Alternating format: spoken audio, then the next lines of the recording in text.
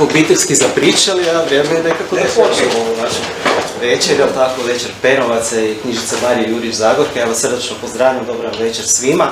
Eto, u mjesecu smo Hrvatske knjige, a danas ćemo se prisjetiti jedne velike obljetnice, 100. obljetnice rođenja jednog od najvećih književnika svih vremena, a to je Jamesa Joyce. Bože, ne rođenja, nego rođenja njegovog romana Uliksa, jel tako? Znači, Uliks je nastao prije 100 godina, a njegov je kreator Jamesa Joycea, veliki književnik. Sad smo upravo pričali tu gosti, ja i Tomica, o svim njegovim ostvarenjima, ne samo o Uliksu, nego i o Dublincima, o Finnegan's Wake i svemu ostalom što je napisao, zapravo i njegovoj raznolikosti, raznorodnosti, kompleksnosti, njega kao čovjeka, kao kreatora, kao pisca. I evo, čast mi je zapravo da imamo priliku čuti iz prve ruke nešto o Uliksu. Tomice, preuzmite riječ. Evo, ja se zahvaljujem, znači, knjižnici Marije, Jurić, Zagorka i drago mi je svim kolegama koji su tu došli ovu večer. Ovo nije prvi puta, znači da je Bartholomew rajan ovdje s nama. On je već bio za vrijeme kad smo imali veliki festival svjetske književnosti, kad je Hrvatski pen organizirao taj pjesnički dio, i onda smo imali još u Mesničkoj glazbene događaje, čitanja poezije i glazbe, i jer prije svega Bartholomew je glazbenik, iako on radi, predaje na fakultetu u Lisabonu, predaje filozofiju. Eto, on je u Lisabonu preko 30 godina, možda već, kada prošli put je bilo 20 i nešto, sad je možda i više, 30, ali glazba, njegov band Laughing Heroes su nešto što njega kao umjetnika određuje prije svega, a ono što je njegova vokacija, književnost, ovi svi pisci i pjesnici kojima sam bavio, prije svega evo sada Joycea. Znači, prošli puta smo imali tu u Buksi je bio Finnegan's Wake, onda smo imali razgovor, imali smo o Pessoji, imali smo kratko od Pessoje, isto čitanu, i bio je isto i glazbeni prilog, tako da znači on je tu, ovaj puta je kao gost rezidencije Hrvatskog pen centra. Rekao bi isto tako da je i autor je jedne drame, zajedno sa kolegicom o Rogeru Casementu, zanimljiva drama o njegovom životu. Znači tu i još piše knjige, napisao je knjigu jednu isto i o Joyceu, i o Pessoji, i tako on se bavi i osim toga i Kierkegaardom, tako da su to neki zanimljivi ljudi koje on uspio inkorporirati nekakvu umjetnost. A što je dobro, eto, filozofiju i tih pjesnika i pisaca i filozofa nekako je u glazbu unio, i tako ja sam njega slušao i u Lisabonu, nastup njegov i tako. To je, znači on je konzistentan, ali prije svega ja ga doživljavam kao glazbenika sa velikom strašću za literaturom, sa velikom željom naročito da se približi tim nekim važnim ljudima svoje zemlje, iako živi u Portugalu već dugo. On je Irac i to su ljudi koji su odredili Joyce i ne znam, i Casement na neki način. To su nekakve figure koje su se provlačile kroz irsku povijest, još su uvijek jako važne. So I will want to thank you that you're here among us, and we spoke about it, how that the music is your primary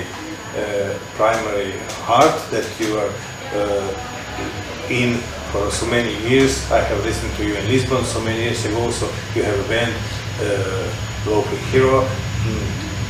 You have now recorded once LP about Brazil that is also connected to your cousin that was a priest in missionary in Brazil. You have traveled to Brazil. Also in the shadow, I mean in the thoughts of the fate of Project Casement, that you have written the play, and that you are, while you are teaching philosophy in Lisbon, these persons somehow are around you, like Pessoa, and Pessoa with so many heteronyms, with so many ideas, so many lives in one, and then of course the Joyce,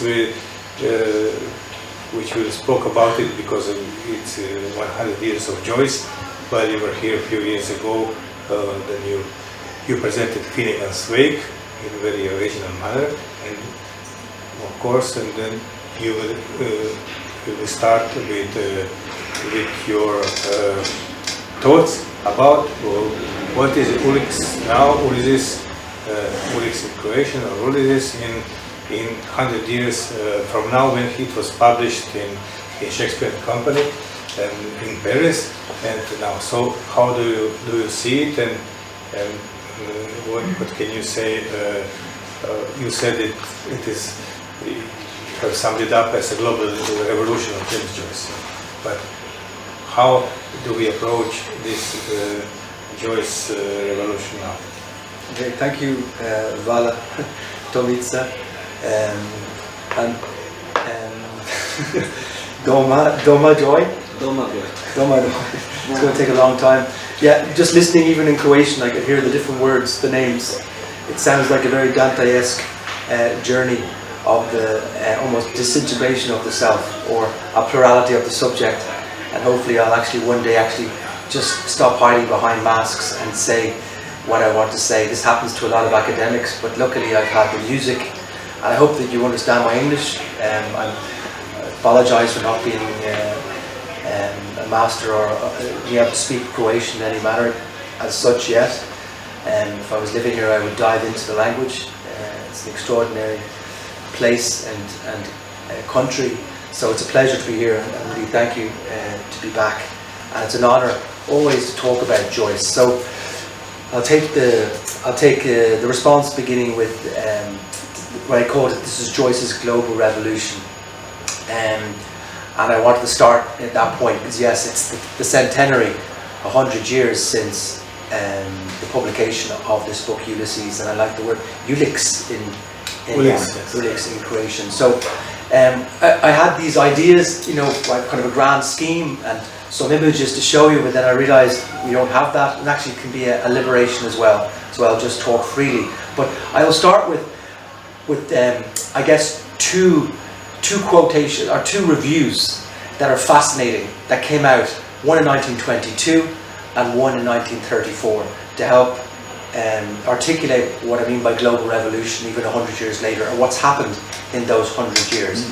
We all know, I guess, about 1922 being such a kind of extraordinary year for European ideas. Of course, T.S. Eliot, in the English language, T.S. Eliot's The Wasteland, Joyce's Ulysses. You have, I think, Sodom and Gomorrah, and Proust had written most of that in 1922. Even Hungary, Lukács's History and Class Consciousness, it came out in the beginning of 1923, but it was more or less ready for print in 1922. You have Hermann Hesse's Siddhartha, you have The Ego and the Id by Freud coming out at the beginning of 1923. You have Solace to Orpheus by Rilke in 1922. There are probably lots more, you could think of Political Theology by Carl Schmitt, which became this. So it's an extraordinary time, and of course 1922, many places in Europe, in Ireland as well, this was the beginning of the Civil War in Ireland. So the years that Joyce wrote Ulysses, 1914 to 1922, what years? Because this was when the 1916 Rising happened in Ireland, which was in the middle of World War I, of course, 1914 to 1918, and it was the time when this small group of the Irish Republican Brotherhood, the IRB, which then turned into the IRA during the War of Independence. This happened at the time of the Battle of the Somme, the worst time, the worst casualties in World War I, when Britain was on its knees and Ireland seized its chance. It only lasted 1 week. Most of the country was against 1916, but when they were all executed, the leaders, without trial, 15 of the 16 that were actually that trial, it changed the whole mentality in the country, and this began this whole wave of a new nationalistic movement with Sinn Féin, and then the War of Independence from the kind of 1919 to 1921, and then the division of Ireland, a treaty, and then the Civil War that kind of ran from 22 to 23. All the time, James Joyce is on mainland Europe. He leaves, I guess, in 1904, of which the year that Ulysses is set, and runs off with Nora Barnacle, which we have a translation of a new book on Nora Barnacle here, and he kind of proceeds to write Ulysses probably from the years 1914 to 1921. A lot of it in Trieste, which was in the Habsburg Empire at the time, of which he was a great fan. He always mourned the fact that the Habsburg Empire collapsed. He loved this idea, and I'm sure he would have loved the idea of Yugoslavia because of all the borders, the languages, the differences, the problems, the tensions. This was definitely a Joycean territory. He would have loved, because he really mourned this idea. He had an idea of Habsburg Empire having this kind of chaotic mess of different figures, different languages, of which he took advantage of. He was supposedly a terrible teacher because he wanted to know everything about the other students, Croatians included, all kinds of people, when he was in Pula and then in Trieste for those, I guess, 8 years. So he was very productive in Trieste, writing a lot of the work, the stories of Dubliners, but also in portrait and Ulysses before going to Paris, Zurich, and then Paris again. And then he spends the next 17 years, from 1922 to 1939, writing the notorious, difficult, extraordinary Finnegan's Wake. And again, what years? Very difficult years in Europe. We see the rise of the Bolsheviks, the rise of fascism, the collapse of empires, many things happening, as we know.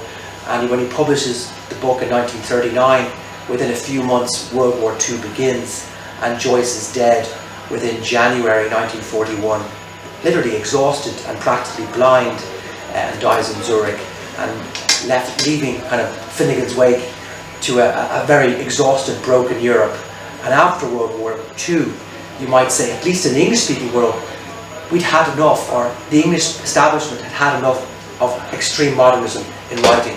Even T.S. Eliot is a good example of that, from The Wasteland to the Four Quartets.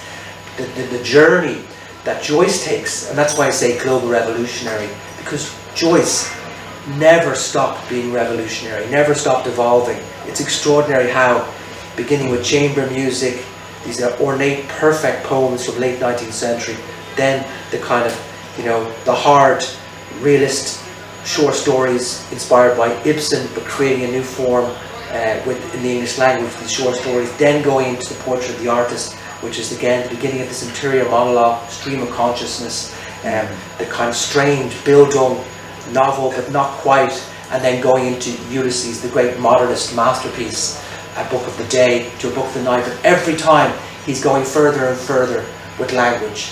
While someone like Eliot, extraordinary writer that he is, after the war, is always trying to find some kind of security. There's kind of, I always look at Joyce seems to be welcoming disintegration. He says, this is good because it's brought about by the powers, the ruling powers. They're responsible for this. And this will open up bourgeois democracy, different ideas. We shouldn't be mourning this, but we should actually be reveling in it and try to find ways to adapt to it. But Eliot, this was a tragedy. It was the end of the old order. And what's going to happen? Of course, he joins the Anglican Church and stays with the church, finds faith, and his Four Quartets are, poems of absolute precision, but there is a kind of almost a bowing down to the British establishment, the Rose of England, and the church. And Ezra Pound, of course, goes towards fascism, but Joyce remains this kind of difficult figure, always questioning authority of his contemporaries, but at the same time has a great respect for, of course, the church in its form of rituals, in Thomas Aquinas, and looking at kind of Christian aesthetics, but without any form of control. So this is interesting how they go in different directions, him and his contemporaries. And I think of course, Pound and Yeats as well. You could say Yeats also looking for some kind of order. They all saw Joyce as their compatriot, and they were very helpful to Joyce in helping him, and they saw that his genius, that had to be nourished. But they didn't realise that actually he was never going to stop going further and further and further. So the two, that's just kind of my introduction, I'll say. But the two reviews that I'd like to bring up that I think are fabulous, because to answer Tomica's question, looking at Joyce today and looking at Joyce, the publication of Ulysses by Shakespeare and Company, which is thanks to a woman Sylvia Whitman, American woman who came to Paris and set up this little bookshop, Shakespeare and Company, and nobody would publish Joyce. You'd probably go to prison, or the publisher would be closed down, and he was definitely so exhausted at this stage. But she met him and she said, "I'll publish your book. I don't know much about publishing, but I'll do it." And there's a lovely, actually, little video of her, if you want to Google, YouTube, there's her talking about meeting Joyce, and she's a very charming, remarkable woman, had this courage to publish.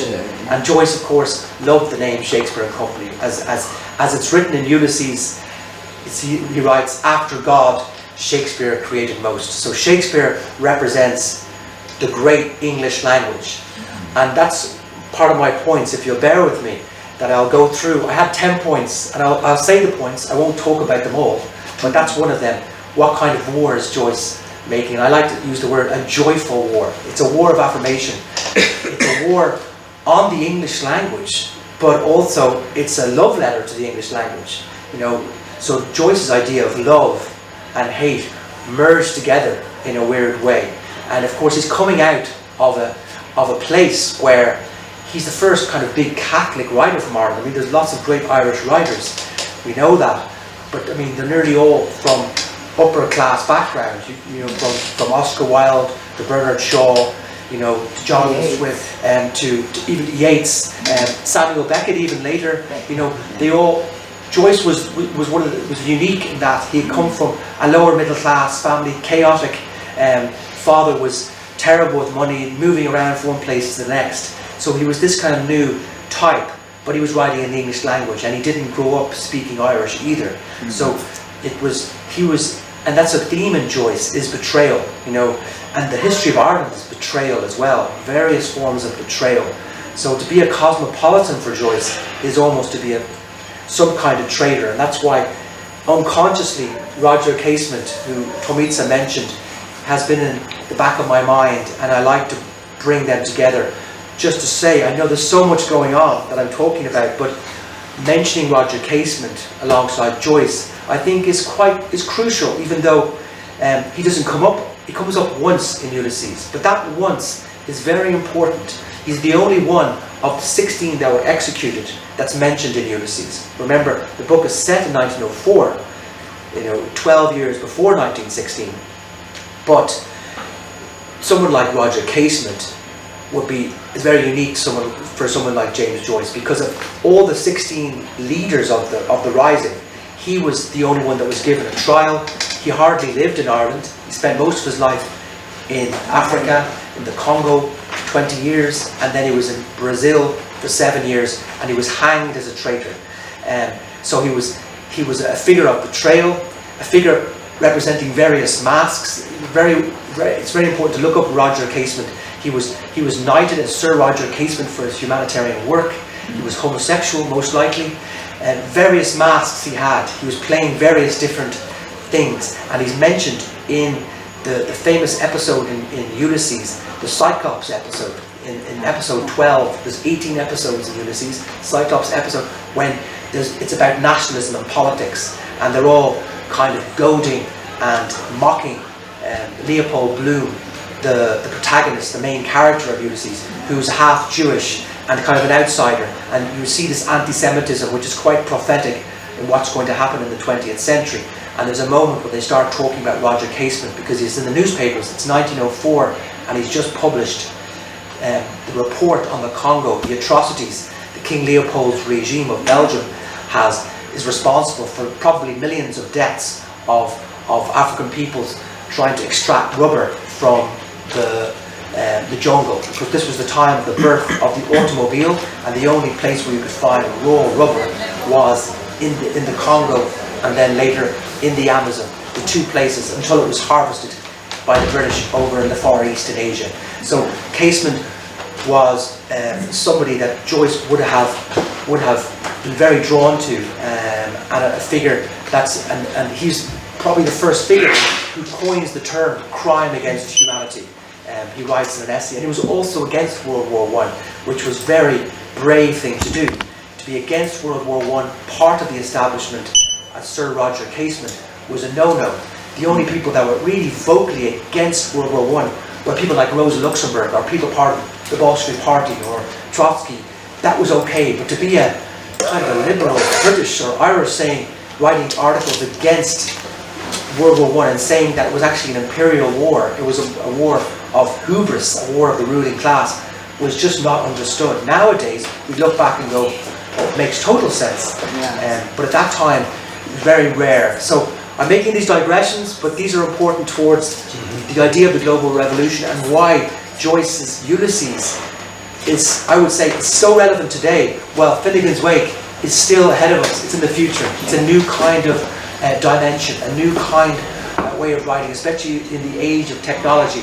We can now access Finnegan's Wake in different ways, because it's a book, it's a different way of reading, sound bites, fragments, songs. And I can get into that later in questions, because I'm still drawing myself back to the two reviews that I wanted to mention, that I mentioned at the beginning. And why I chose these two reviews to show you these two extremes. One review is by a person called Shane Leslie. And Shane Leslie wrote this review in 1922. And the other review, written 12 years later, by Karl Radek, a Bolshevik, who wrote it at the Soviet Congress in 1934. And both reviews are extremely negative, extremely against the book, and I think they're both completely right in the positive sense. The way they describe the book is quite brilliant, but they're trying to reject it. And I'll just give you a sentence from, first of all, Shane Leslie, and who they are is fascinating as well, because for me it ties in so much of how we can enter Ulysses. With regards to Shane, you might say it's the right and the left, okay? You have Shane Leslie, who is the son of an Anglo-Irish landlord from Northern Ireland, or Monaghan at the time, very rich family, landed gentry. I mean, the idea of land, most of the land was owned by an extreme minority in Ireland of the British landry, and this led to, of course, horrific famines in Ireland in the 19th century, and probably the death of the language, the Irish language, almost death of the language. Luckily it's still there and it's growing again. As we know, there's a beautiful film out just now called On Colleen Kew, and it's the first Irish language movie that's doing extremely well. I recommend you see it. It's a beautiful film. I just saw it this week in Zagreb at the film festival. But Shane Leslie, interesting, he supported Irish Home Rule. He was a cousin. His first cousin was Winston Churchill. What else can you say about him? He converted to Catholicism, so it's a very interesting new type of Anglo-Irish type. He went to Eton and Cambridge, but he refused to send his children there, and yet he was appalled by Ulysses. Thought this was muck, this was. And I'll just give you a line of his review. He writes, as a whole, the book must remain impossible to read. Literary Bolshevism, experimental, anti-conventional, anti-Christian, chaotic, totally unmoral.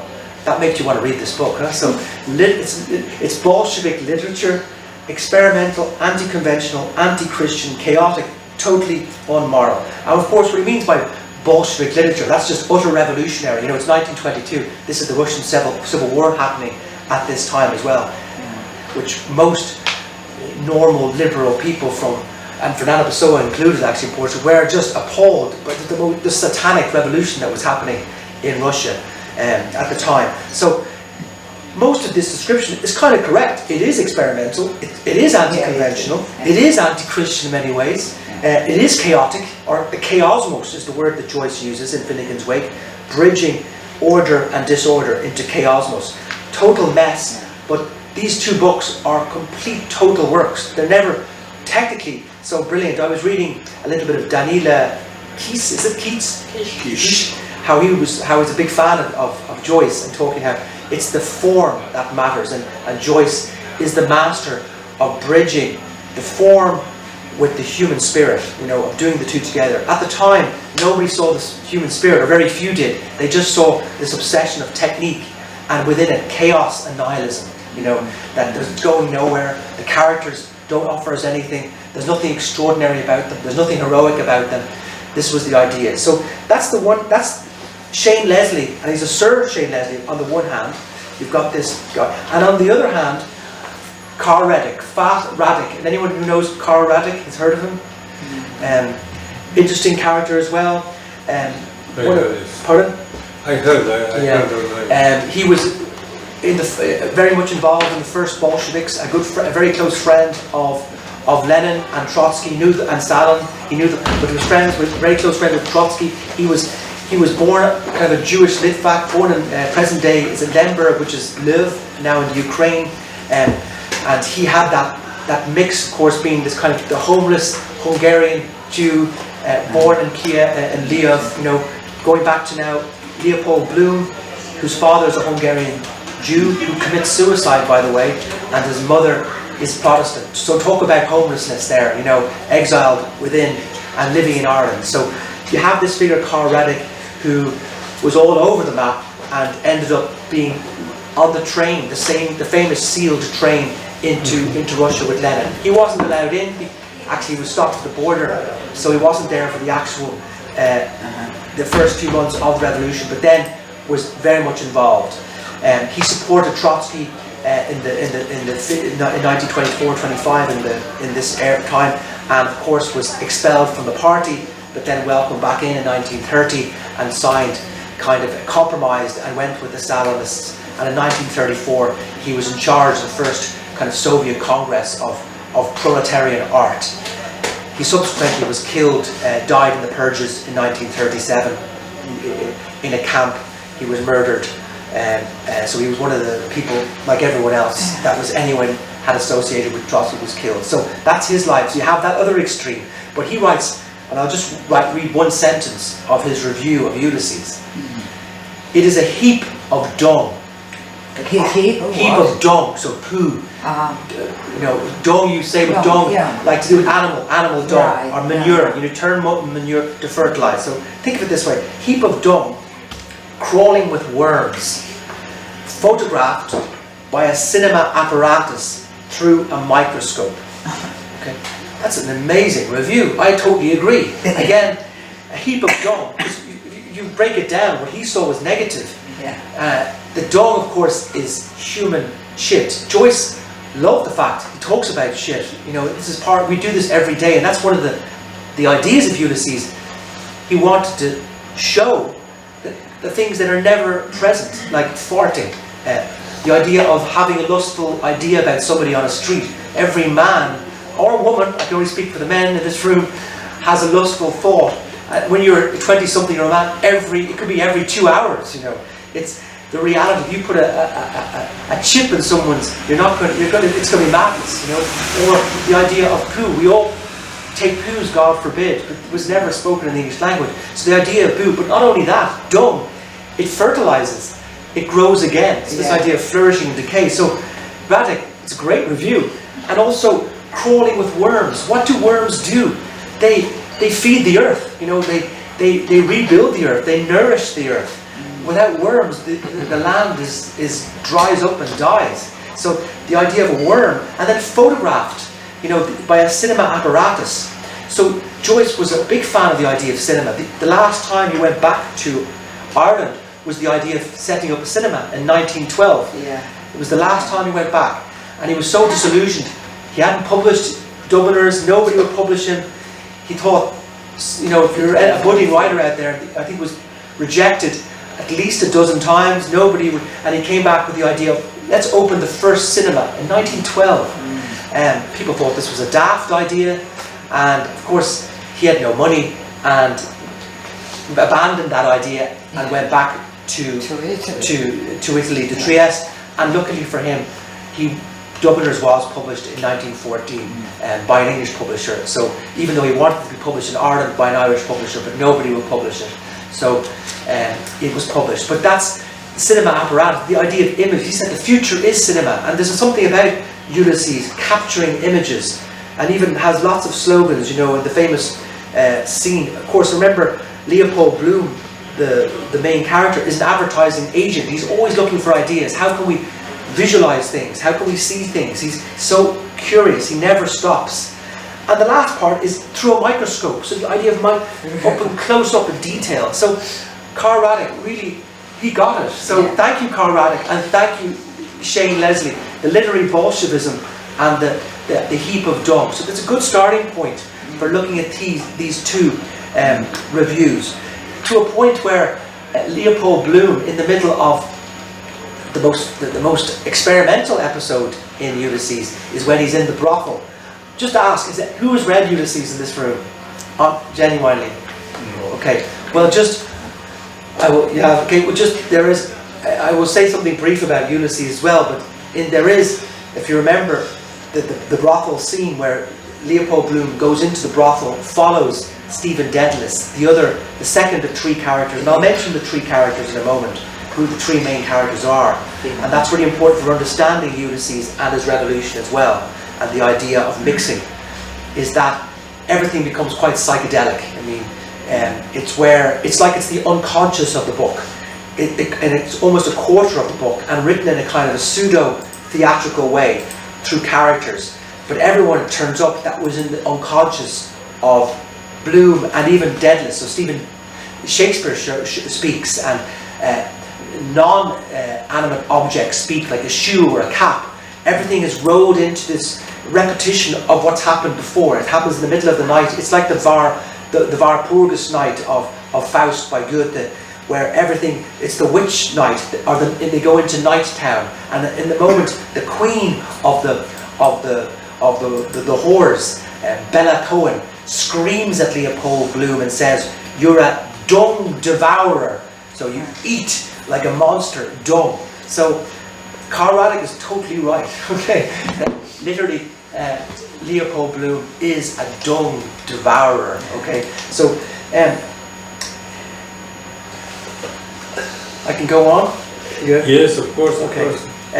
Because for those of you who, and I will say, because there's so much I can say, of course, but I will just mention the 10 points that I had, just to say, and I will talk about 3 or 4 of them. Is that okay? Okay. Are you okay? And then we can open up, we can have a break. I think Tomica was hoping for song as well, and that's good as well. Have a little break. We can have an interval. The idea was to talk for half an hour, have a song, talk for a little bit afterwards, have a song, and have a discussion. Was that right?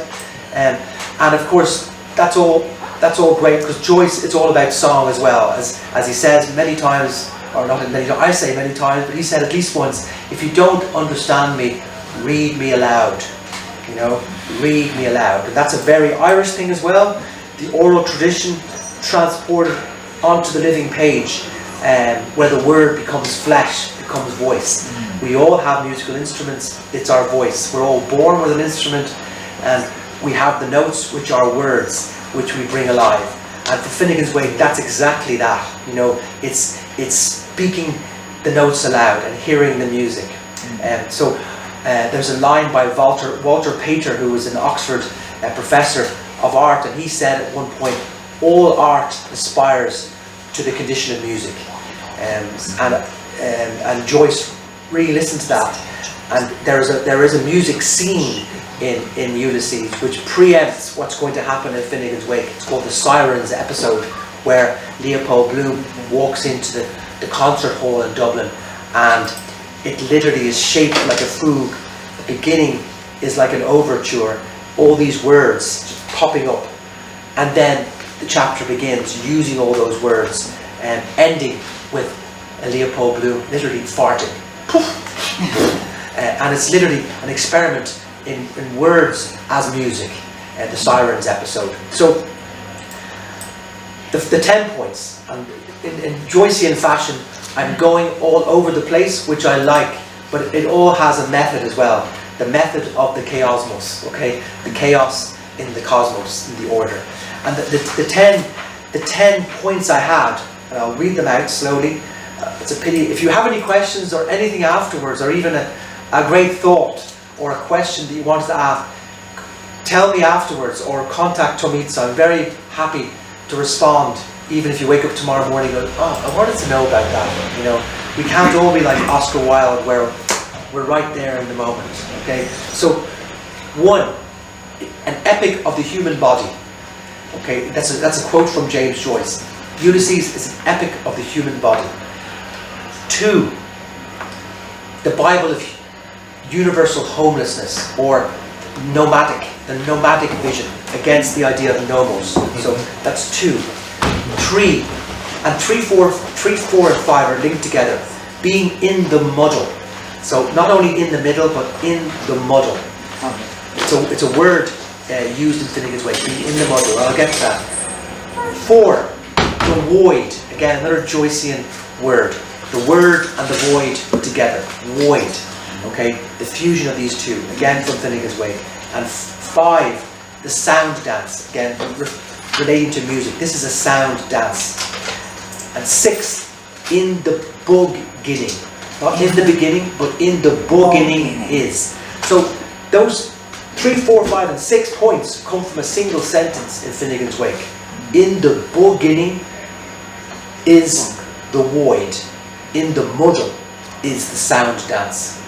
Right in the middle of Finnegan's Wake. So that's a keys to a lot of Joyce's revolution and vision there. 7, the characters. And I'm thinking principally in Ulysses, of course, Leopold Bloom, Molly Bloom, and Stephen Dedalus, this triangle.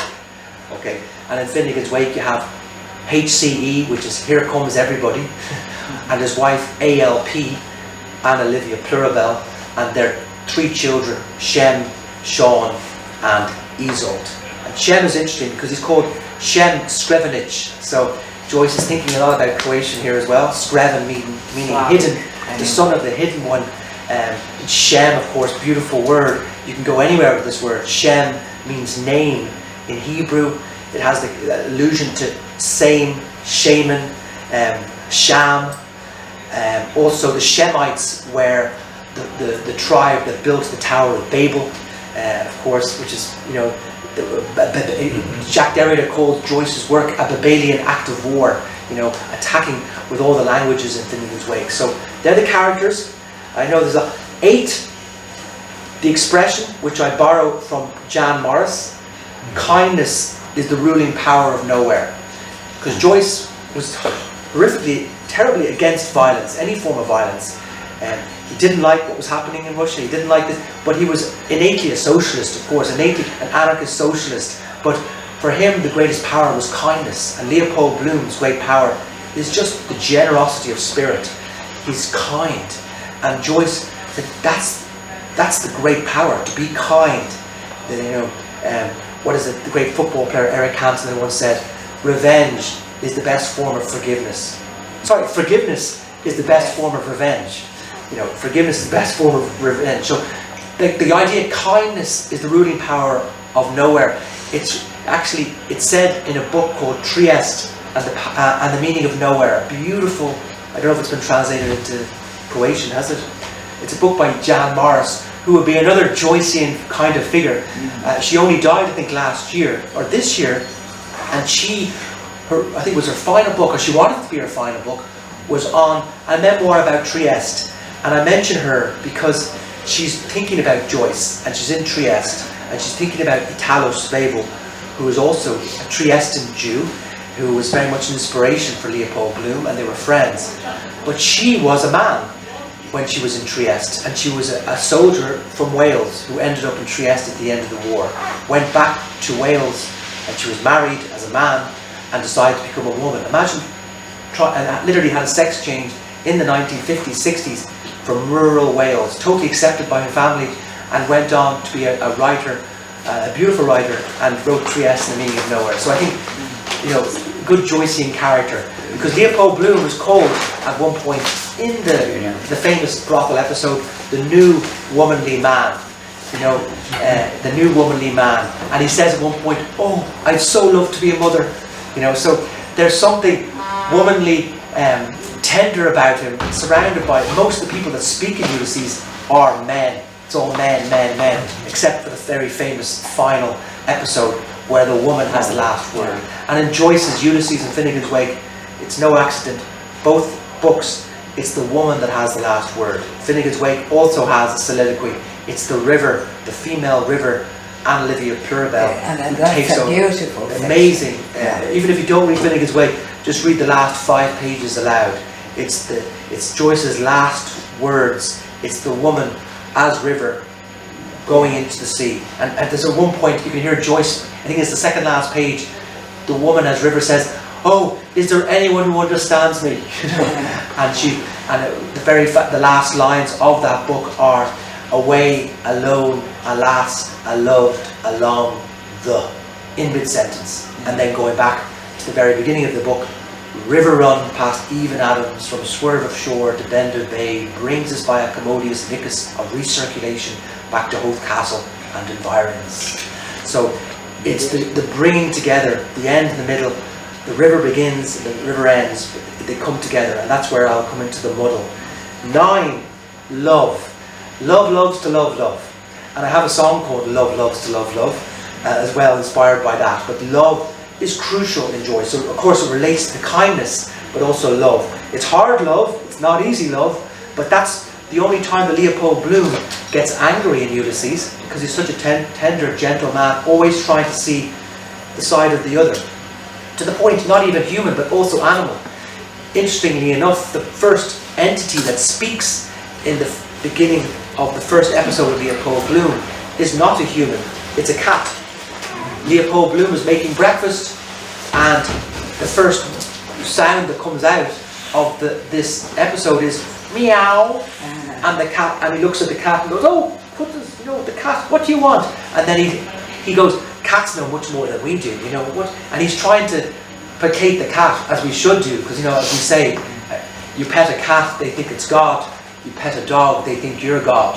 So cats, the cat is in charge. It shows the generosity of spirit in Leopold Bloom, not just with humans, but with animals as well. But the love that's there, but it's a hard love, and I say hard love because it's never reconciled. You know, the love story of Leopold Bloom and Molly Bloom, yes, it's a love story, but she's had sex with somebody else during the day.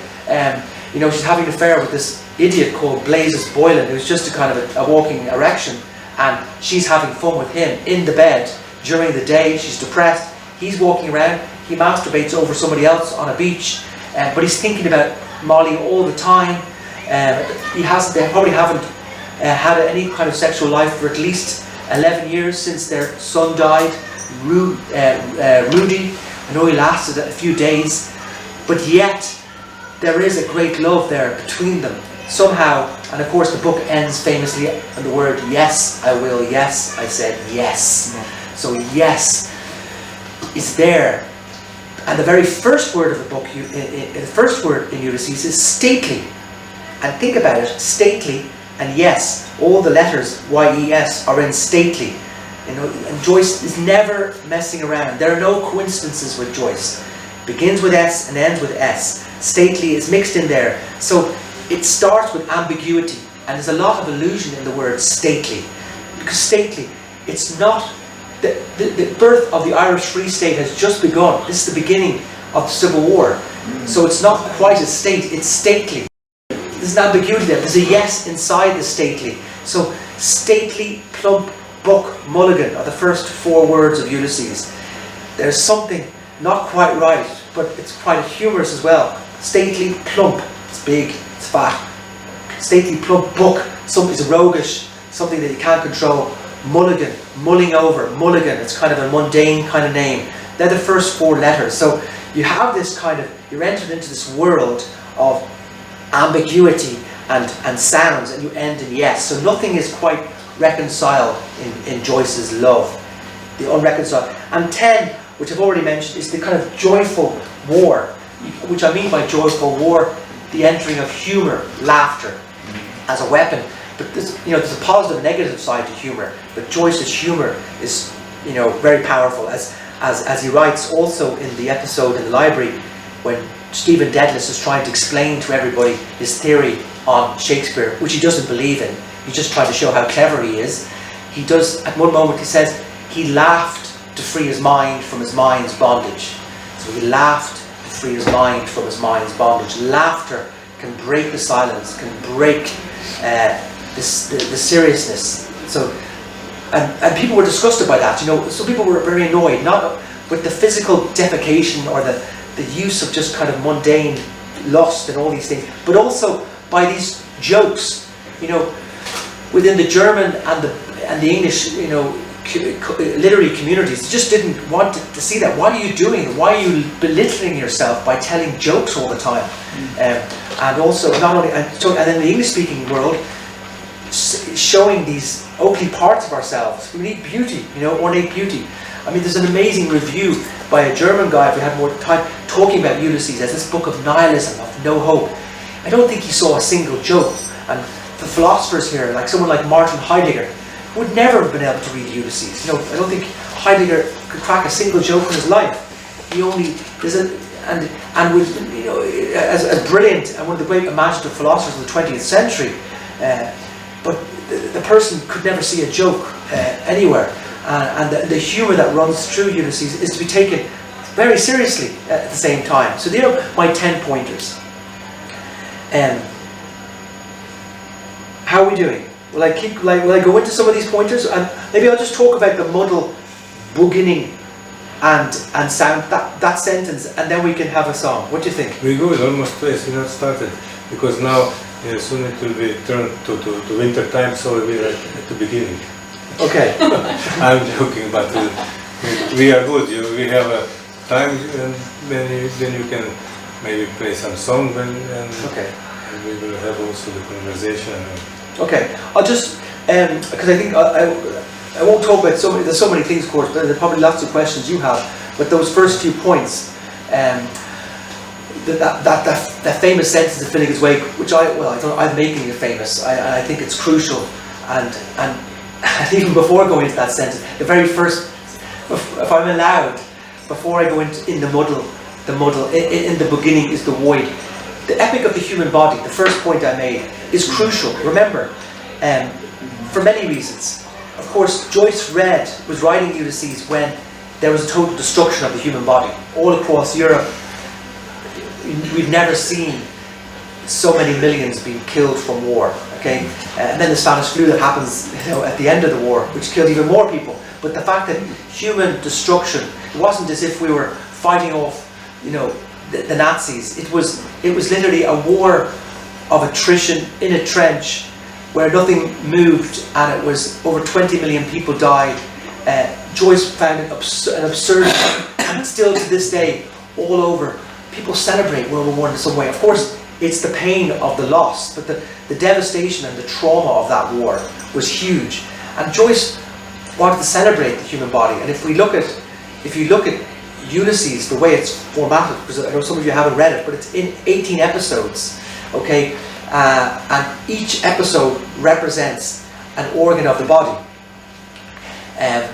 except the first 3 episodes. So it's 18 episodes, and of course Joyce's kind of 3 literary heroes, you might say, are Homer, obviously, Shakespeare, and Goethe. They'll not be heroes per se, but the kind of icons. You have the Faustian man of decision who makes the pact with the devil. You have the Hamlet man who is forever procrastinating to be or not to be, and then you have the Dante. There's 4 actually, and then there's Dante moving through hell, up through purgatory into heaven, and then of course Homer, the Odyssey, the great heroic figure, which the book is based, loosely based on, of the great Odysseus, who is the everyman for Joyce, because he's wise, he's married, he's a father, he's a lover, he's cunning, he's a warrior. So people like Christ or Faust or Hamlet are incomplete because they never lived with a woman, you would say. They didn't understand these things, so we have to find a complete figure. But the epic of the human body, even more importantly, is literally all these organs. There's many things treated as a technique. you can read the book following this schemata that his friend Stuart Gilbert made, representing a colour, a part of the body, a literary technique, a symbol, all these different things which we could talk ad infinitum. But also the body itself. You know, there's a line in Faust where the line is Ich bin der Geist, der stets verneint. Literally, I am the spirit that perpetually negates. You know, and that's an amazing sentence. It's Mephistopheles, the devil, who says it. I am the spirit who perpetually negates. That could be almost a lot of, you know, German idealism, German philosophy. The Geist is a great word because it's both spirit and mind. The famous masterpiece by Hegel, the Phenomenologie des Geistes, the phenomenology, the journey of the spirit or mind going through time to reach absolute spirit. So this negation, and of course a lot of this negation to find absolute spirit. And parallel to that, of course, you have religion, of course, the New Testament, which St. Paul says the flesh is willing, the spirit is willing, but the flesh is weak. Okay, the flesh is the negative, the spirit is willing. And of course, going back even further with Plato, it's the mind, body, spirit, and of course body is at the bottom.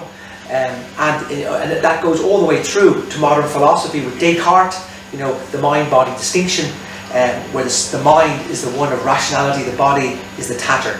And of course then Christ himself, this is my body which I give over to you. You know, and going even further, St. John, the Gospel of St. John, in the beginning was the Word, and the Word was made flesh. Okay, now Joyce will change Faust and say, Ich bin der Fleisch, der, how would you say, der stets bejagt. Literally, I am the spirit, I am the flesh that eternally affirms. I am the flesh that eternally affirms. It's all about the flesh. And he's very Spinozist. For those philosophers out there, he loves Spinoza. Because Spinoza, the body is the mind. The connection of ideas is the connection of things. They merge into one. Spinoza famously says, we still do not know what the body can do. And Bloom refers to Spinoza when he gets angry in the episode of Cyclops and defends love. And he says, you know, love, and you talk about me being blasphemous, but your God was a Jew. Karl Marx was a Jew. Spinoza was a Jew. And he has Spinoza on his bookshelf as well. You see in the second last episode of Ulysses. So Spinoza, of course, is an exiled heretic, Jewish, probably Portuguese background, living in Amsterdam. So another Joycean figure to think, these type of figures that are there. So the epic of the human body is crucial for Joyce to celebrate in the face of the religious negation, the philosophical negation, the literary negation, and the political negation as well, the cultural negation of it. And then we come to in the beginning is the void. So you can see where that's coming from. Instead of in the beginning was the word, in the beginning. And look at bug. Bug can have three different meanings. Bug can be something you plant, you know, as a espionage. Let's bug that room. Listen in, you know. We're all, and you know, in Finnegan's Wake there's a word, gossipocracy. Gossipocracy. So instead of democracy, everyone's gossiping, everyone's listening in, everyone's looking at somebody else. You know, what's he saying? What's they saying? So bug, but it's also an insect, something that gets into you. You know, something there. It's something bug. But then it has, of course, beginning as well. So the animal, again, this insect thing, the worm, to thank Karl Radek, kind of figure. But then also listening in and beginning. And instead of was, it's is. It's the present tense, crucially. So something eternally present. In the beginning is. And then instead of word, you have void. Okay, playing with, again, we talked a little bit about the vacuum or the void that's there. We can never really reconcile something. We live in modernity. It's all about the void. We haven't got the establishment of the ancients, or even the medieval time where we had faith was doctrine. Now we're in the void. You know, there's a point in Ulysses where, describing Stephen Dedalus, he's ineluctably constructed upon the incertitude of the void. It's a great sentence. Ineluctably constructed upon the incertitude of the void. That could be a definition for Ulysses, or his conception of beauty, or for modernism itself, inescapably constructed. So it's a construction, ineluctably constructed by the incertitudes, that doubt again, not really, there's an insert of the void. That's very, again, another little insight into the philosophical vision of Joyce.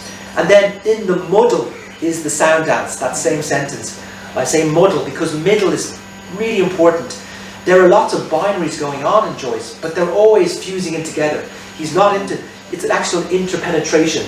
To quote, a great reader of Finnegan's Wake was John Cage, who was able to play with Finnegan's Wake without pretension, just using it. And he has this a thing about interpenetration, which is again very Joycean, because you have that sexual innuendo, the interpenetration, but also everything is mixing into one. So in the middle, you're always thrown into the middle of things. Of course, Hamlet or even the Iliad can be considered books where you're thrown into the middle, or in medias res. Instead of in medias res, you find the word in muddy ass ribbles. Okay, in muddy ass ribbles. Again, the word muddy, ribbles is laughing so hard, but again, Joyce playing in the muddy ass ribble, and then of course the ass, back to the dung and the deification. Very Joycean, mixing the high and the low in muddy ass ribbles. But mud, of course, is moist. It's wet. It's dark, and that's again this idea of both Ulysses and Finnegan's Wake getting into the mud, and also muddle is confusion in English. It's a confusion. You're a bit lost. You don't know where you are. So it's, again, these three meanings are there. The muddle. The word bog comes up a lot in Finnegan's Wake, and being Croatian, it means God. So the bog covers so much of the west of Ireland. The landscape, these dark, moist, soft textures across the land, which can be used as peat. And there's a great little poem called Bogland by Seamus Heaney. Where is it now? I think I wrote. Yeah, and he says, just to quote, he says 4 lines from Seamus Heaney: "Every layer they strip seems camped on before. The bog holes might be Atlantic seepage. The wet centre is bottomless." So this idea, the wet centre is bottomless, and every layer they strip. And Finnegan's Wake and Ulysses are full of layers upon layers upon layers. You can read it in different ways. You can just enjoy it as a piece of music, but you can also, if you're a nerdy freak who wants to go into the etymologies and the references, you can do that as well, the layers upon layers. So in the muddle is the sound dance, and then of course the sound dance. It's literally a dance of sound, and we've talked a bit about that already. Okay, so I don't need to say. So that's what we'll take a little break, or we'll do a song. So just remember that sentence if you can. In the beginning is the void, in the muddle is the sound dance. Well, as you can see, there's so much. It's like a performative thing. But when you have such short time, and it's really an endeavour to try to get people into Joyce, because for many he seems like the most arrogant man on the planet. But I always think, no, what Joyce is trying to do is the opposite. Of course, he's highly ambitious, but he wants to show the extraordinary capacity of the imagination. And he was writing these books through various totalitarianisms. Someone called Finnegan's Wake probably the most anti-fascist book ever written, because he saw that language was being shrunk. He saw that we were trying to narrow our imagination, narrow our minds. He wanted to show the capacity and how possible literature can be, how far it can go. So there's no arrogance there. It's for the centuries. So if you can understand that. And then my mom was like, "What the hell? I was trying to read Ulysses the other day. For God's sake, almost like it's anger. Almost. Why am I?" And to a point, they're right. It's a pain in the ass. If you want to go to sleep, read a page of Ulysses. If you want to go to sleep, read a sentence of Finnegan's Wake. But at the same time, there's a great celebration of the capacities of human imagination. So there we go. Okay. Okay. So we do a song then. Yes, how are you feeling? Then we will ask. Okay, maybe then we open it up. We will ask some more of our colleagues that are here. Can I ask a little question? Just interesting. What is your experience when you first time read the Finnegan's Wake? Because I also have an Croatian version, and I will try to read it, and I need your experience, because I get feeling that you are good guide from this literature. Yeah. Well, the thing is, I probably made the mistake, but I remember it was in 2004 when I first read Finnegan's Wake. I went on a road trip through Estonia, Latvia and Lithuania. Finland, Estonia, Latvia, Lithuania with my friend, the two of us, and I had Finnegan's Wake. And I just read it not knowing what the hell. I was literally going through and underlining, oh, that's a nice word, or that sounds good. But I only grasped, I think, less than 10%. And I read it like a normal book from beginning to end. But I knew there was something magical. I kind of took the benefit of the doubt, but I didn't know where I was going, and I was totally lost, much more. And then I left it, but then I kept going back to it, reading pieces, or hearing someone talking about it, or reading a page, or hearing someone like Terence McKenna, people as far out as him, giving a lecture on YouTube. There's a great lecture by him on Finnegan's Wake, which is actually magnificent, talking about it and go, wow! Or Joseph Campbell, the Power of Myth guy, when he talks about Finnegan's Wake, it's like, whoa! So you can read, or John Cage reading out a page, and so you start to get snapshots. But if you read it from start to finish, I think you'll be lost and bored. But if you find aspects, if you have the energy, it's good to try and read from start to finish just to get a sense. But it's not it's an impossible book to read in any kind of conventional way. And the storyline, it's not that interesting. It's kind of just a family, but it's jumping around. It's a mess. But of course, it's very well constructed. You could spend 5 lifetimes reading it, looking at it different ways. But I would advise, first of all, just picking out pieces or looking at a section. There's like 3 pages on the Aunt and the Grace Hopper, a beautiful 4-page section of a retelling of Aesop's Ant and the Grasshopper, where 3 pages and 16 philosophers are mentioned in those 3 pages. It starts off with, speaking of the Soviets we have already, and Spinoza, it says, so be it, have mood, and mood means word in Danish, so be it, have mood, let me spinoose you a tale. So you have Spinoza spinning a tale, the Soviets, so be it, all coming, and just as a sound clash, it's beautiful, as a moment of style. And you can read that 4 pages and just kind of have fun with that. Schopenhauer is mentioned, on account of his joyosity.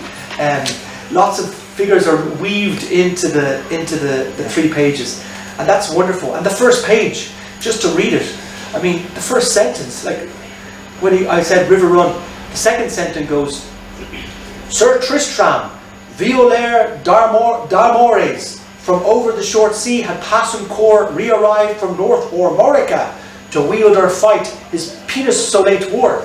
Or you could read it as peninsulate war, or you could read it as pen-isolate war.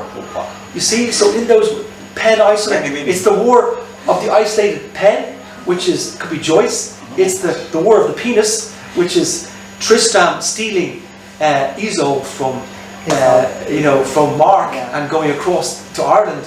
But then also the Peninsulate War, which is Wellington arriving in Portugal to fight Napoleon, and Wellington, another kind of Joycean figure.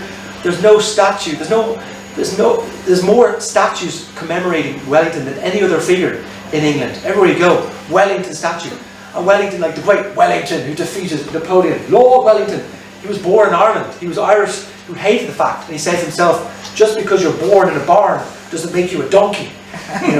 But he was the quintessential Englishman, but actually he was Anglo-Irish. So that's again the masks. But there you have it. So there's different ways of reading the words. So that's a short answer to your question. So can you imagine what it would be like to translate Joyce? I mean, to translate this. Impossible. You have to be a genius as well. You have to be another Joyce. You have to be a poet and a polyglot and a lover of words and sound, and an extraordinary ear. Yeah, and not only that, but you don't have words in your own language which can match the words in his and this combination of words in one word. No, definitely. I mean, Joyce here. Fiendishly difficult. Yeah, Absolutely. you're translated from Portuguese, but actually, what I've come, I don't know what it's like in Croatian. I don't, and there's very few, I think, translations of Finnegan's Wake in complete translations. But I think one of the best achievements is in Brazil. Really? There was there's two brothers called the Haroldo de Campos and Augusto de Campos, and they have this quality. They are immersed in high culture, low culture, for lack of a better word, but they have translated, Ezra Pound, the Iliad, Dante, they are extraordinary translators, but they're also poets, brilliant poets and experimental writers, and they were writing in the 1950s and 60s, and they just got Finnegan's Wake. Like, some people they had that, I think, the ear, but also the openness, and of course their great talent, and they were dealing with the music experimental tradition of Tropicalia. They were dealing with Caetano Veloso, all these music guys, but they were also doing concretist poetry, and they published a book called Pan Aroma, the many smells. It's a word from Finnegan's Wake.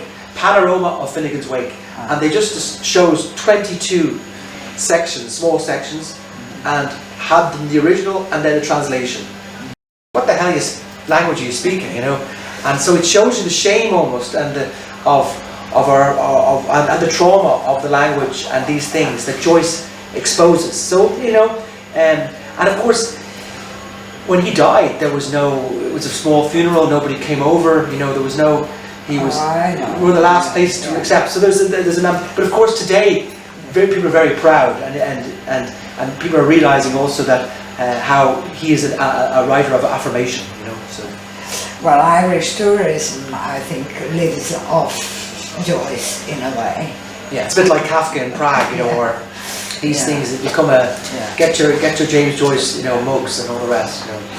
In this country, I don't think many people have read Ulysses, maybe Uliksa, but. Quite a few people I've spoken to about Ulysses, for instance. They said, "Yeah, I started reading it, but never finished it." That's the classic. I think 99% of our people say the same thing. Academic circles, people from academic circles as well. So, well, it's the kind of book it is as well. I mean, it's not. Yeah. It's not as a racy. It's been called an encyclopedia. Someone else called it. It's like a telephone directory. It's hard going. You don't know one episode is finishing, another one's beginning. Yeah. It's one day. It's a guy rambling around. It's the Thursday after. Thursday. Nothing much happens. So on one level, it's not Moby Dick, which is difficult as well. But at least there are moments of excitement. There is a storyline. Ulysses, the excitement, and probably the main hero of Ulysses is the language. Yeah. Leopold Bloom. The main hero is the language. Leopold Bloom is the hero, but it's buried. Yeah. You have to find him. It's hard to find. It's hard to know who's speaking. Are you going to go into all these 10 points that you mentioned and explained tonight in your book, in the book you're writing? Probably, yes. Yeah, if they allow me. So it'll be a very interesting book. I'd love to translate it. Thank you. If there is interest for it. One day. I'll come back in 10 years, an old man. Right, and I'll be. Because, okay. If somebody wants to say something, ask our guest here. Thank you. You have made an entrance to Ulysses and to the world of Joyce. If somebody wants to catch up, say something, yes, ask Bartholomew. Joycea, Josip, everything personal. Over a beer. It's a much more Joycean environment. Just to say, there's always the great thing about something like Finnegan's Wake, hard to read it, but there are great one-liners, to understand. It's almost a book, as I think Umberto Eco says, it's a poetics of itself. A great essay on Finnegan's Wake is by Umberto Eco. It's an amazing essay. It was translated into English in a book called The Middle Ages of Joyce. There's one on 3 essays, one on early Joyce, which is Dubliner Portrait, an essay on Ulysses, but the one on Finnegan's Wake, it's sublime. And really? Written in 1961, I think, and he talks about Finnegan's Wake, and it's read that essay, and it will get you excited. Okay, excellent. And then the poetics of itself. But in the Infinity Book, there's so many self-descriptions of what the book may be. And there's one line, and I love it. It says, hearsay in paradox lust. Okay, hearsay, which you have hearsay again, listening, hearsay, hear and speak, but also heretic, the heresy, the heresy. Hearsay in paradox, so it's paradox, it's full of paradox. Joyce loved paradoxes, contradictions, fusing together. And then lust, which lust, of course, in German is joy as well, so a joy for the paradox. So the heretic joy, the heresy joy for the paradox, or the lust for the paradox even, which is wonderful. So take someone like Stephen Dedalus, talking about contradictions. Stephen is the first Christian martyr. Dedalus is the great Greek artificer who makes the labyrinth, for the Minotaur, but also as the wings for his son who dies. And so the great artificer, and a moment in Ulysses, that someone speaks out, Greek Jew, Greek is Greek Jew, extremes meet. So the Jew Greek and the Greek Jew coming together, the fusion, something that Heidegger would have hated. It's this mixing in, interpenetration that's happening all the time. The Christian martyr and the Greek artificer coming together into this young Stephen Dedalus trying to find his way. Who's not even the main character, which Ezra Pound wanted to be the main character, the great young genius. He said, what are you doing? You're making Leopold Bloom the main character. That's the point. He is the focal point of the book. That's what the future is. And why Karl Radek would have been annoyed, because it's a celebration of the kind of low petty bourgeoisie, going through the heap of dung. Maybe we can catch time to say something about your work. For example, in the parallels you drew, you live in Lisbon for at least 2 decades, and then there you teach, and then of course you are a scholar of Pessoa too. How do you wrote about Pessoa philosophy, Pessoa's philosophy, and how do you draw some parallels? And can you say something about your work on Pessoa, the book on Pessoa, and also the book that you preparing after the play that we mentioned in the beginning, or the book on Zero Education? Yeah. Some of your work. It seems a bit mad, all these different things coming together, as I said, beginning with kind of a fracture of the self. But Fernando Pessoa is a contemporary of Joyce, a very different kind of person than Joyce in his life, Portuguese, but I wrote an essay about 10 years ago called Mythologizing the Exiled Self, and looking at Joyce and Pessoa. The idea of exile we didn't speak about here today, but this kind of exile becoming a motif of the 20th century. Joyce being a voluntary exile into mainland Europe, and in the moment of Finnegan's Wake, the idea of exiled in upon his ego. That's a quote from Finnegan's Wake, exiled in upon his ego. And Pessoa, I was interested in these kind of modernists always fusing. Pessoa, of course, ends up writing in Portuguese, but he grew up in South Africa, and he wanted to be an English language poet, even though he is again, a bit like Joyce or Kafka. Lisbon and Pessoa, he's become a tourist attraction, as if he's the only writer existing in Portugal. A great writer he is, but he does a plurality of the subject, but through various different poets, as you know. He created the heteronyms, which is a remarkable achievement as well. And his kind of literary god was Shakespeare, like Joyce. But unlike Joyce, Joyce went into the utter experimentation of language. Pessoa went into this kind of plurality of the subject through creating various poets. You might say the 3 or 4 greatest poets of the 20th century in Portugal were all Pessoa: Álvaro de Campos, Alberto Cairo, Ricardo Reis, and Fernando Pessoa. And Pessoa might even be more boring than the other ones, as Álvaro de Campos, who doesn't exist, says Fernando Pessoa, properly speaking, doesn't really exist. And when Pessoa published his play The Mariner, Álvaro de Campos wrote a kind of a 1-page review talking about how boring it was, and kind of saying this is kind of dissing it, So it's very funny, and he talks about Ricardo Reis being kind of a latent homosexual, and just very. And people say that Pessoa doesn't have a sense of humour. He has a great sense of humour, which is lost on sometimes, because he's like, Pessoa, the great poet, we must read him like a priest or something. No, no sou nada, nunca serei nada. But you get a Brazilian to read Pessoa and you go, I get it now, you know. There's a lot of joy and mischief making in Pessoa. So to answer your question, I think all these figures are around the same time, but what's happening, which I find fascinating, at this period of modernism, kind of beginning of the 20th century, going through the 20s and 30s, is this collapse of so many different forms, and at the same time this understanding of the tradition, which I think that's what modernism has so much of an advantage over maybe today. We're still, I believe, we're still in modernism in many ways, because the traditions are still there, and the dark side of traditions are coming back. You know, we still have nationalism, we still have this lust for war, we still have this lust for denial, you know, and these things. And the modernists like Joyce were really provoking it, criticizing it, and celebrating at the same time, and able to do this. And Picasso was doing this in painting, it was happening in music as well, you know, the various forms. And there's a splintering of subjectivity. And someone like Roger Casement, I think, is an interesting figure as well, because he has all these different sides that we spoke about.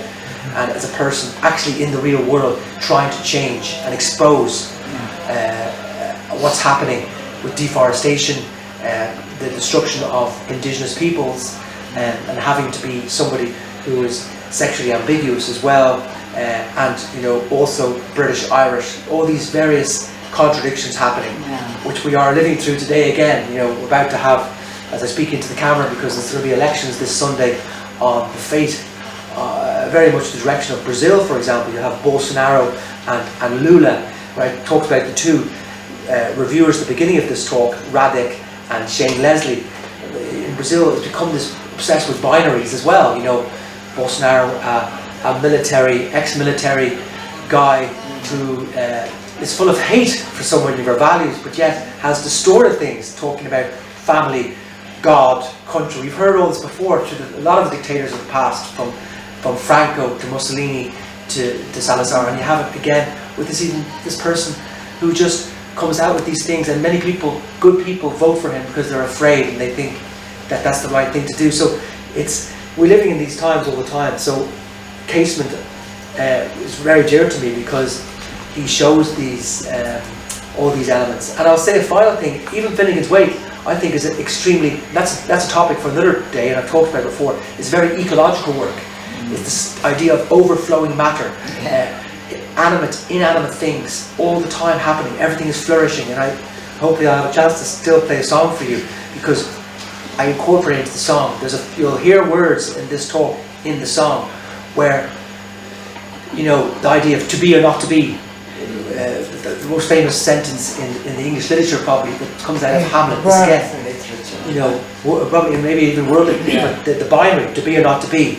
And I remember hearing a kind of an Irish shaman, John Moriarty, saying, to be or not to be, that is not the question. The question is, are you flourishing?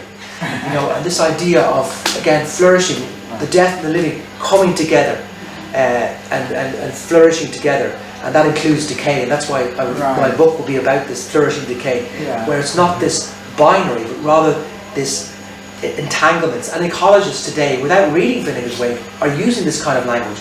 Donna Haraway talking about the thick present, or you have someone else, Timothy Morton, talking about being in the mesh. You have someone else called Anna Singh.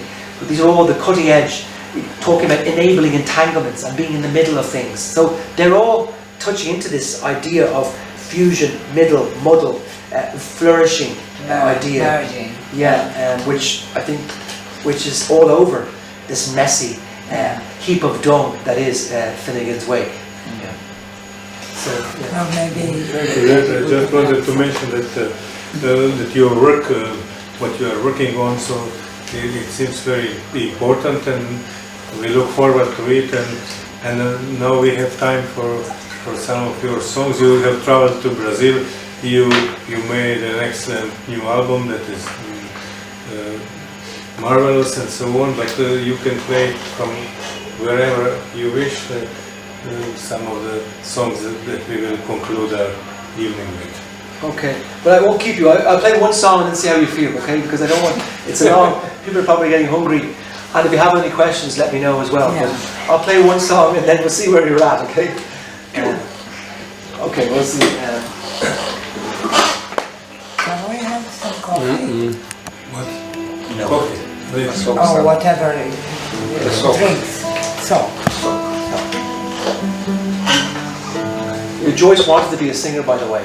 I know. He would have I been know. a full-time singer. Well, he wanted to be an opera singer. Yeah, the tenor. And his son Became a singer. yeah.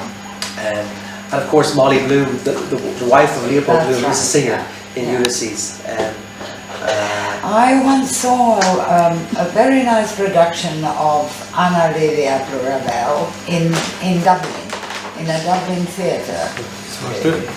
Hoće još neko s You know, it was just the voice, just you know, the Anna Livia Plurabelle bit spoken in a female voice, you know, and it was so beautifully done. Really was very poetic and all that. But at that time, I didn't know as much as I know today about Joyce, and especially after your, you know, little insights into things. I think I would enjoy it much more if I knew that. Yeah. Okay, so this song is called Lusco-Fusco. Speaking of fusion of languages, Lusco-Fusco is a personal favorite word. It's a Portuguese word for the twilight, or dusk, just after the sun comes down. Lusco-Fusco. And speaking of the in-betweens and the interpenetration, I thought this is a good song to play. If you hear, you'll hear it in the middle, and there's a bit of Dante in there as well, because the great opening of Divine Comedy, Romeo del Camino di nostra vita, in the middle of our lives. That's very, again, our Joyce has been very Danteesque. In the middle of our lives, I found myself in a dark wood where the straight way was crooked. That's also very, the Joycean journey in Ulysses and Finnegan's Wake, being in a dark wood, being lost in the middle, thrown into the middle of things, and things have become crooked. And of course, Joyce, for him, Dante was the perfect poet, the Italian, and he spoke Italian with his children, Giacomo and Lucia, his two children. So that's in there as well. So hope you enjoy. And this was. Do you have any voice left?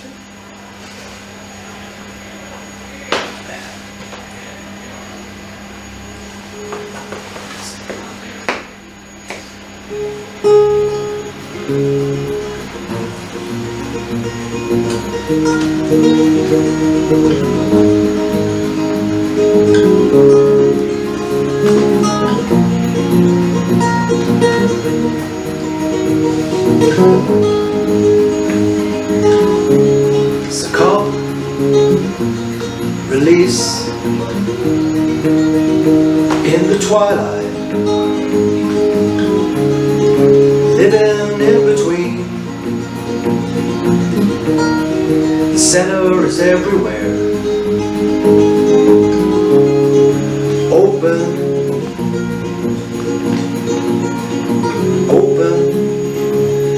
surrender,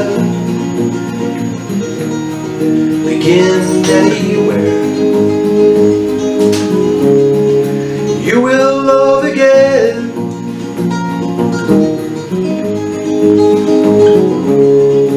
You will love again the stranger who was your friend.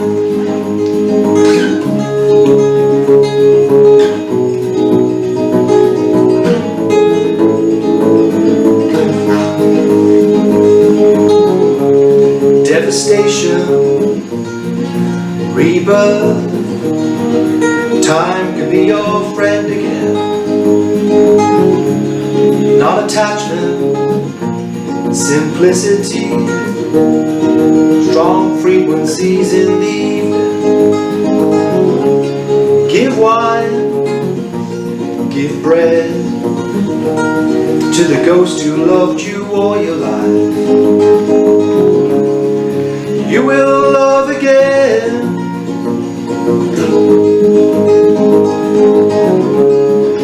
You will love again the stranger who was your friend.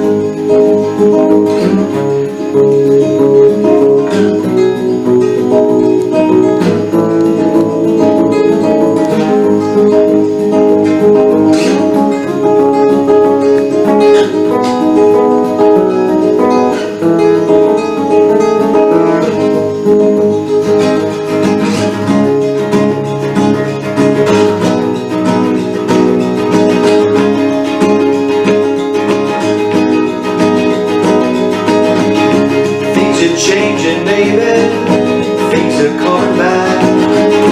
Things are changing, maybe things are coming back. I'm at the crossroads again, that place I really like.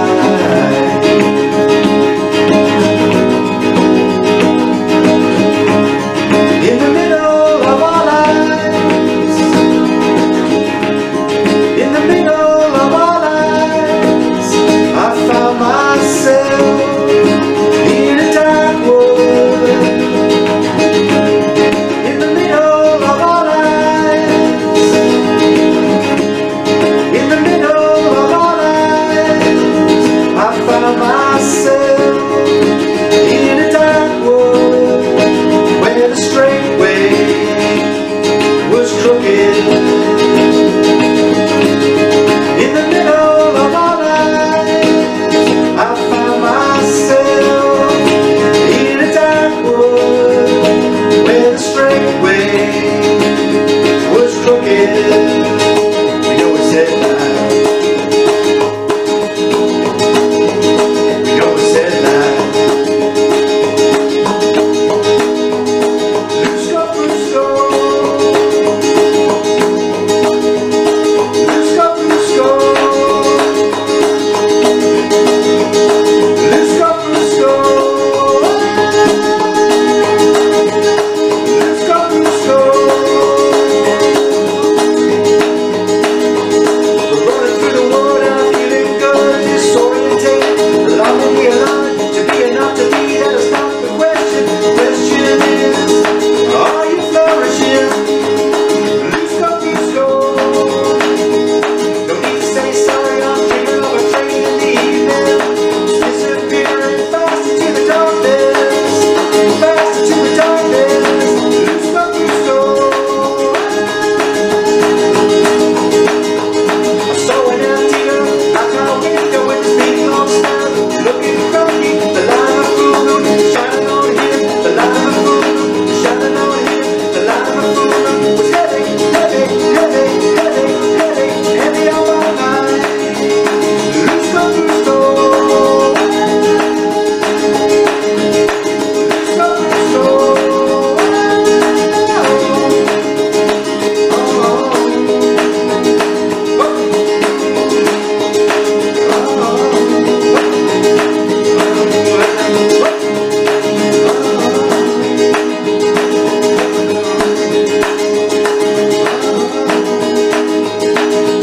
Surrender to the twilight.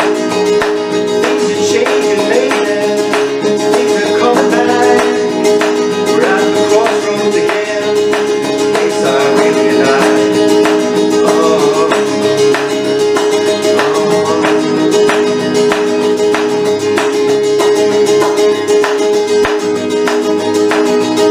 you will love again. Stranger is your friend.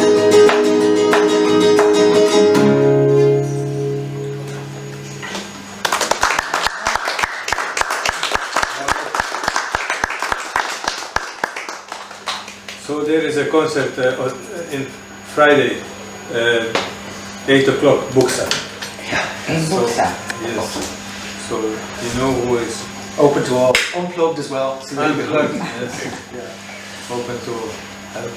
Thank you for being here with us, and thank you for everybody that have listened to Bartholomew, our dear guest from who is now in presence in Croatian 10th century and writing and working on his books. We heard something of what he said about his recent projects, and thanks to the library, Marije, Jurić, Zagorka, for hosting us, and let's have a big applause for our guest and for his